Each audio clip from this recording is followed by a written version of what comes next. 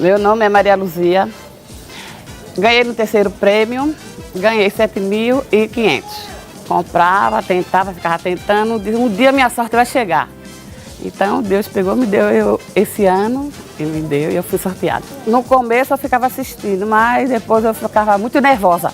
Aí eu não acompanhava o programa, né? Aí depois a menina, 20 minutos, a menina telefonou e confirmou o meu prêmio. Ah, eu fiquei muito nervosa, eu pulei, meu nervo ficou abalado.